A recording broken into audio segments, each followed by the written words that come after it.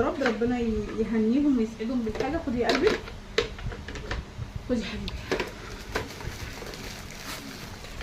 شفتي ما شاء الله جميل. بس انا بقى بستخدم الحاجه وانا خايفه كده كده، عارفه، رعب.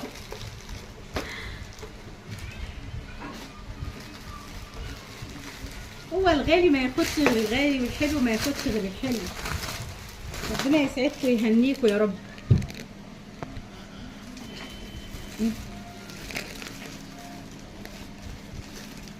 ايه اللي جنبي دي؟ الهمر.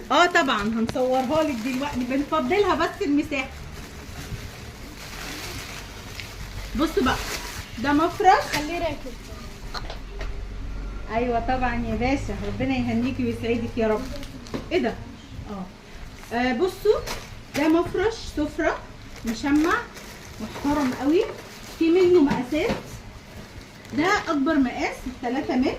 بصوا، بحيث مثلا انت مش عايزه تداري السفره او مش عايزه تداري الخشب او الازاز، فده يبقى فكرته حلوه جدا. في نفس الوقت هيحافظ عليها. ويا ستي لو انت جالك ضيافه مثلا وهتقعدوا على السفره، فتقدري تحطيه حتى لو عليها بقى رانر، عليها مفرش وخايفه المفرش يتبهدل، فلا، هتحطي ده هيحافظ لك على المفرش اللي تحت، وفي نفس الوقت سهل جدا تنظيفه.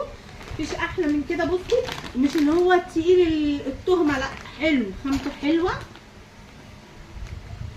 ب 270 جنيه او ب 275 جنيه في الرينج ده، لان ده اكبر حجم. في بقى بيبتدي من نص متر، يعني نفس اللي هي الترابيزات الصغيره، فاهمين؟ فحلو جدا جدا.